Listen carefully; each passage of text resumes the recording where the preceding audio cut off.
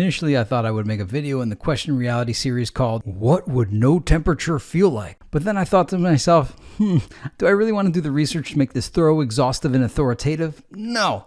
And then the next thought was, well, hey, throw it into tinfoil tidbits. That's what it's there for. But then I thought, this topic could go on for about 10 minutes. So that was out of the question. Plus, I wanted to make a video that had the title, What Would No Temperature Feel Like? And then I thought, I can't possibly be the first person that's asked this question. And I found out, of course, somebody already asked it. I like to be the Marco Polo kind of guy. I don't like to talk about the things that have already been talked about. But I realized maybe you, the viewer, never asked this question or never crossed your mind. But I'm going to acknowledge that somebody did ask it on Quora. So let's go through what we see here, just so that I'm not claiming to be Marco Polo. So what would it feel like if there was no temperature? And then there's only two answers. The first one is from somebody that has a scientific, skeptical, objective perspective, and we'll get into that. Let's see what he says. Comes off. The idea of there being no temperature doesn't make any sense. Temperature is a measure of the energy from motion vibration of subatomic particles. If there was no motion of subatomic particles at all, that would still be a temperature. The temperature would be absolute zero. The lowest temperature that is theoretically possible at which the motion of particles that constitutes heat would be minimal is 0 on the Kelvin scale, equivalent to negative 273.15 degrees Celsius, or 459.67 degrees Fahrenheit, negative. All right, here I'll stop sounding snotty because maybe he's going to actually try to answer it. At absolute zero, you'd die just about instantly. But I sense that's not what you mean. If you are trying to imagine a world where life is possible, motion is possible, energy is possible, but there is no such thing as temperature, then you are imagining a world so utterly different from the one we could comprehend that there's no way of answering what it would feel like. Suppose we consider a different scenario where the world has temperature, but we lack any sort of senses of any kind to be able to detect it. It's not unusual for a creature to lack a sense that a different creature possesses. Bats have sonar, humans don't. There are animal species that are blind or deaf. So, suppose humans could not detect temperature. We'd not really have any awareness of what we're missing, but we'd be in danger of dying from hypothermia, too cold, freezing to death, or hypothermia, too hot. We'd be at risk from injuries from burns, and we'd probably wonder at how other species are able to avoid these risks that we seem to be so vulnerable to. Okay, and we got this other one. No temperature? Okay. Feel hot? Why? Temperature is not there. Feel cold? Why? Temperature is not there. Feel normal? Why? Temperature is not there. Truly speaking, it would be impossible to imagine situations like this. Feeling? No way. Gina says, if there was no temperature, I believe a human would die, as their bodies are approximately 98.6 degrees. The question's not what would happen to you. It's just what would it feel like if there was no temperature. So we're asking if there was no temperature, not hot, not cold, and not room temperature. Because a lot of times room temperature feels so comfortable that we feel like there's no temperature because we're comfortable. We feel the temperature when it's too hot or too cold or too warm. What's in between cold and not cold? You know, like warm is not hot and it's not room temperature, it's warm. It's not hot, it's warm. But what is it when it's not quite cold? Chilly? I guess chilly and cold. Tammy says you wouldn't notice. It would be the same everywhere, and there would be no such thing as cold and hot or summer and winter. That's kind of going with that thing you always hear is you have to know the bad to know the good. You have to taste the sour to appreciate the sweet. I hate those answers. I really hate those answers. The most direct answer is no temperature, no matter will exist. So how can you feel anything? Okay, math teacher at MIT. Well, I guess we got to take Martin's scientific answer to a philosophical question. Well, if the temperature is 0, you probably feel nothing. Much like how if you are in a soundless room, your ear would start to ring. Perhaps the skin will experience the same thing. All right, so now that I haven't accepted any of their answers, what's my answer? I really don't have one. I just simply asked the question, what would it feel like if there was no temperature? Was this a scientific or a philosophical question? I'm aware of absolute zero. Obviously, if absolute zero is a temperature, so that would still be a temperature. I didn't really mean what would happen to your skin. I just simply wanted to know what would it feel like to have no temperature, to not feel hot, to not feel cold, to not feel warm, to not feel chilly, to not feel room temperature. That's it. What would it feel like to not feel temperature? What does no temperature feel like? Not absolute zero, not 0 degrees, not anything below zero, but no temperature. And it's a nice question. And when you get berated with these snooty scientific answers, instead of the joy of the philosophical inquiry into it, like, gee, that's a good question. What would it be like if there was no temperature? Now, to that first guy, he did kind of approach it by saying, temperature has to do with the motion of matter. You're made of matter, so you being in existence, you have temperature. So if you want to take temperature away, you'd have to take yourself away, and we can't even have this convo. But I'm just saying, your body temperature aside, if you're in this theoretical vacuum but if there was no temperature and it was somehow possible to still maintain our bodies, even though, right, our bodies do radiate 98.6 like the other person said. So I guess all these answers you got to kind of keep in mind when you ask a question like this. And I don't even think I was asking it in the sense of thermodynamics. I was asking it more of just how does it feel to not be hot, to not be cold, to not be at room temperature, just no temperature. What would no temperature be like? Leave out the science, leave out the motion of particles. What would no temperature feel like? Because would it be hot? Would it be cold? No, it wouldn't be either, but it also wouldn't be room temperature. So is the lack of temperature, does it feel more hot? Does it feel more cold? Or does it feel like room temperature? But we just said there's no room, if there was no room temperature, and it's also to kind of point out, like, room temperature is adjustable. There is no single room temperature. And that's a funny thing too. And it's the adaptability of us and what we get used to. Man, it's not hot. It's not cold. It's not room temperature. What would that be? What would it be if it's not hot? It's not cold. It's not warm. It's not chilly. It's not room temperature. What is it that which is not? And that's all I'm asking. And it's not even looking for a scientific answer. It's just a philosophical question to get you to try to think beyond your five senses. Because, and to their point, to all the answers, they did think of it on this level. They just answered it scientifically. Because like all these things I'm getting at, it's like it was present in their answers. So all the ones about how it would feel on our skin, now to their credit, they would say, yeah, but you asked what it would feel like. So then thus your skin is pretty much what takes in what things feel like. So they answered it based on that. And maybe it was more me. You go into a physics class, think of a young mind, and you want to learn the laws of motion. An object in motion tends to stay in motion. Those ones. But before you get to the laws of motion, you have to first learn the laws of thermodynamics. It's kind of like being in a piano class. You want to just play the piano, but first you have to learn the theory. So I wanted to get to the motion, but I had to learn the thermodynamics first. And it makes a lot of sense why. But it would just be nice to say, hey, we're going to get to the motion, but first you guys got to learn a little bit about the thermodynamics. All right, so at this point, I hope I'm reading your mind, and you're probably wondering, hey, yeah, you know what? Could we get a refresher on what the laws of thermodynamics are?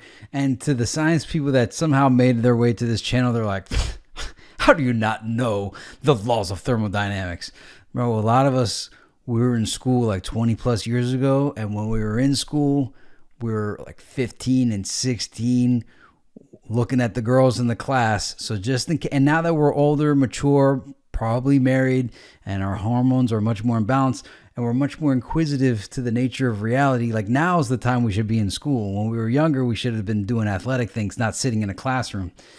But now that we're older and more mature, we're almost like revisiting and rekindling what we should have learned when we were younger. Now, I did learn all this, and I'm bringing all this up because I try to talk about these things with people, and the majority of people don't want to talk about anything we did in school at all. Like, that's nerdy. But if you're here, you're either into the nerdy topics because you're a mature adult now and you're more inquisitive, or you're probably some science guy that wants to come on here and show off all your science prowess. And it's like, dude, this is a philosophy channel. This is not a science channel. We philosophically explore science here, but we do not give science the end-all absolute power of reality. We love the technology that science has given to us and the knowledge that science has provided. Science is wonderful, but it should not be used as a religion as it is now, and philosophy, and not philosophy in the sake of philosophy, more of just asking questions, questioning reality. As I said at the beginning of this video, we're all about questioning reality, questioning everything. So let's take a look at these laws of thermodynamics, because I know you're probably wondering. So the first law is the conservation of energy. Now, what does that mean? Got another slide for that. The second, and I didn't make these slides, I just took these off of Google. So the first law is the conservation of energy. Second law, as energy is converted into another form, some of it is lost to heat. There are no 100% efficient machines. Entropy is always increasing. Perpetual motion machines are impossible. Boo.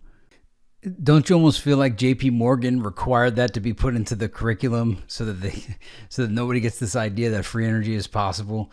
Like, I hate that. Entropy is perpetual motion's like a bad word. You're not allowed to say it, so you have to tiptoe and dance around it and call it over unity or 0 point.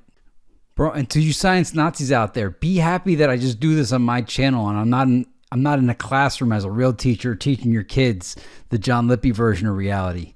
All right? Let me be. All right, so energy tends to go from more usable, higher quality to less usable, lower quality. When you use energy, you lower its quality. Third law, entropy at absolute zero is exactly equal to zero. Which law of thermodynamics? A, the amount of energy in an isolated system stays constant. B, an energy transformation occurs and results in increased disorder. Well, Mr. Science guys, weather never seems to run out of energy, and there's always weather all the time. There's always temperature all the time. The first law of thermodynamics. The increase in internal energy of a closed system is equal to the heat supplied to the system minus work done by it. The first law of thermodynamics is also known as the law of conservation of energy. This states that energy can be neither created nor destroyed. However, energy can change forms, and energy can flow from one place to another. The total energy of an isolated system does not change. du system equals Q minus W. If you're thinking what I'm thinking, you're probably thinking, hey, what was there a conservation of mass and a conservation of energy, and what the heck was the difference of the two? I still to this day can't remember the difference. So here's this. The law of conservation of energy, a fundamental concept of physics, states that the total amount of energy remains constant in an isolated system. It implies that energy can neither be created nor destroyed, but can change from one form to another. The law of conservation of mass states that the total amount of mass remains constant in an isolated system in spite of any physical or chemical changes that may take place. Sometimes these laws sound like they're laws on how you're going to talk about science, and you may not go outside the boundaries of these laws. Not necessarily laws describing the behavior of nature, but laws describing the behavior of scientists. You will not disobey these laws. You must keep your reality confined within these. Remember, in the movie Southland Tales, the ocean is a perpetual motion device. All right, so the second law is, as energy is converted into another form, some of it is lost to heat. So the second law of thermodynamics identifies the direction of a process. Heat can only spontaneously transfer from a hot object to a cold object, not vice versa. It's used to determine the quality of energy. For example, a high-temperature energy source has a higher quality since it is easier to extract energy from it to deliver usable work. It's used to exclude the possibility of constructing 100% efficient heat engine and perpetual motion machines. Violates the Kevin Planck and the Clausius statements of the second law. Used to introduce concept of reversible processes and irreversibilities. Determines the theoretical performance limits of engineering systems. For example, a Carnot engine is theoretically the most efficient heat engine. Its performance can be used as a standard for other practical engines. But bro, there are UFOs, not necessarily piloted by aliens, but there are aircraft that definitely seem to violate some of these laws. And, you know, why do they turn our minds off? Like, just get perpetual motion out of your minds. Just stop thinking about it. Don't even think about it. Don't think about an efficient engine. There's limitations. It should just be like, hey, these are the limitations we found. And we encourage you to try to discover that we're wrong. And, you know, hopefully you'll find something fully efficient, maybe even free energy, maybe even perpetual motion. That'd be awesome if you could figure it out. But these experts and the scientists that came before us, these are the laws that they found. This is what we're operating under. But we do encourage you to have a free mind, an open mind. They don't do that. Artificial scarcity is pushed all the time, even in science. All right, and the third law, entropy at absolute zero is exactly equal to zero. All right, so the third law of thermodynamics, the entropy of a pure crystalline substance at absolute zero is zero. You know, in a way, this one kind of answers the question of what would it feel like if there was no temperature. Someone could have just said, hey, see the third law of thermodynamics, even though that still wouldn't satisfy me. Anyway, so we just went through these 3 laws of thermodynamics. This also is kind of to troll the science fanatics that come here, because it's like, hey, look, I just read these, so I am aware of them. I'm Neo, or I'm Morpheus, and you're Agent Smith. But they are the gatekeepers. They are guarding all the doors. They are holding all the keys, which means that sooner or later, someone is going to have to fight them. Someone. I won't lie to you, Neo. Every single man or woman who has stood their ground, everyone who has fought an agent has died. But where they have failed, you will succeed. Why? I've seen an agent punch through a concrete wall. Men have emptied entire clips at them and hit nothing but air. Yet their strength and their speed are still based in a world that is built on rules. Because of that, they will never be as strong or as fast as you can be. What are you trying to tell me? That I can dodge bullets? No, Neo. I'm trying to tell you that when you're ready, you won't have to. Hey, Doc, we better back up. We don't have enough road to get up to 88. Roads? Where we're going, we don't need roads.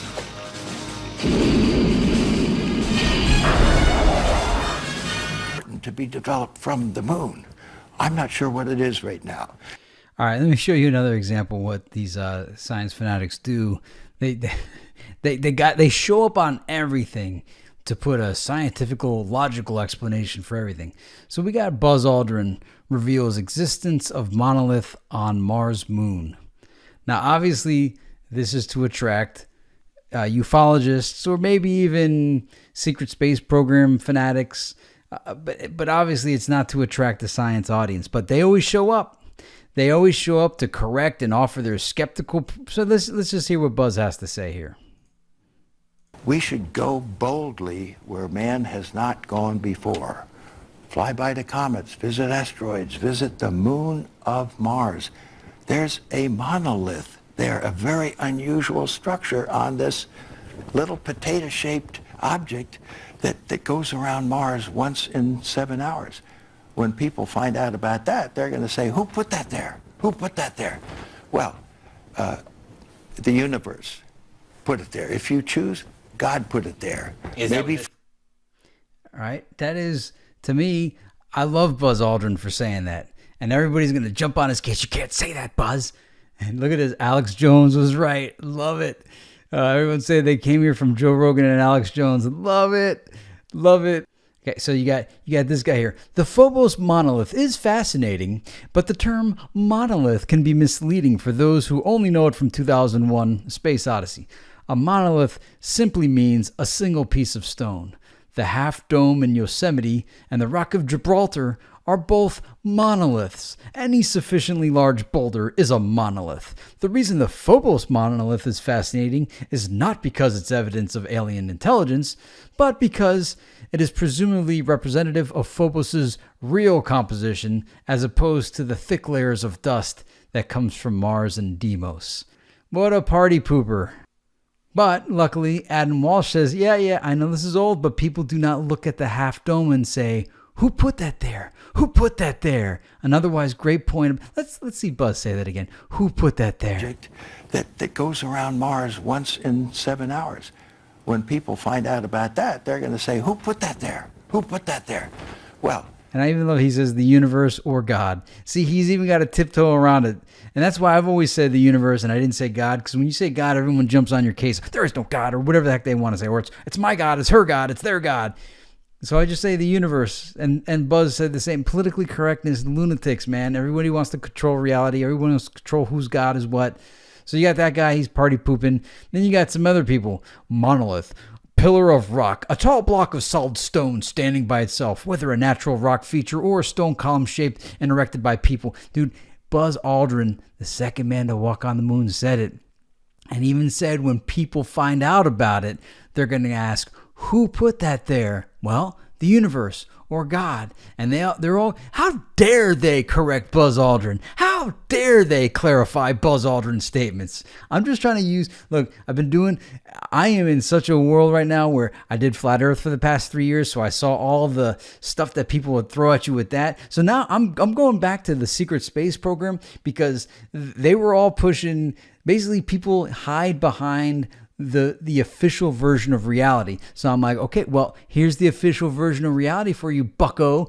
Buzz effing Aldrin just said that there's a monolith on Mars, on Phobos. And you guys are correcting Buzz Aldrin? How dare you? Like, when we would do our flat earth stuff, they would say, how dare you question science? Well, I'm saying, who more authoritative in your worldview? Like, obviously in flat earthers' worldview, Buzz Aldrin's not authoritative. They don't think that anybody went to the moon. But I always utilize the world that you believe in, right? So it's like, okay. Hey, Buzz Aldrin, astronaut, Apollo 11, walked on the moon. He says there's a monolith on Mars, on the Mars moon. So therefore, you have to believe it now. And these guys are going around correcting our great national hero, an American hero, a human hero, an Earth hero. He landed on the moon, and you are correcting him. How dare you? I'm utilizing fake outrage right now just to make the point. But you got a couple other people here. Correct. Pillar of rock, a tall block of solid stone standing by itself, whether a natural rock. So there you go. Very first part of the first definition, natural rock. Everything is nice and normal. You could go back to sleep. Nothing to see here, guys. But by Buzz saying this sparks excitement in the explorer spirit that is in each and every one of us. And you guys are all saying, silly you, there's nothing to explore out there. Everything already's been discussed. You know what? I'm being a little snotty in response to the snottiness. And for the viewers of the channel, the subscribers that are going to be the primary viewers of this is not against you guys, but since this has a scientific nature in the title, you're going to have the science people show up. Dude, you don't own temperature. I wanted to say that too. You don't own temperature just because you rep science. Temperature belongs to everybody. Keep your mind open. Let's question everything. Nothing is off limits. And let's remember, when we conduct science experiments, we are testing the physics engine of the video game, of the simulation. Oh, and by the way, there's a prequel. There is a prequel to the trilogy. Okay, so you got the 3 laws of thermodynamics, but there's a 0th law. So you have the first law, the second law, the third law, but there's a prequel. All right, so the prequel is called the 0th law of thermodynamics. If 2 thermodynamic systems are each in thermal equilibrium with a third, then they are in thermal equilibrium with each other. So, yeah. So don't forget about the 0th law, the prequel. Well, it was fun going over the laws of thermodynamics as well as considering, philosophizing, theorizing of what would it be like if there was no temperature? What would it feel like? It's been a good time. So this is kind of like a tinfoil tidbits based on temperature. Thanks for spending the time with me, and I'll see you in the next one.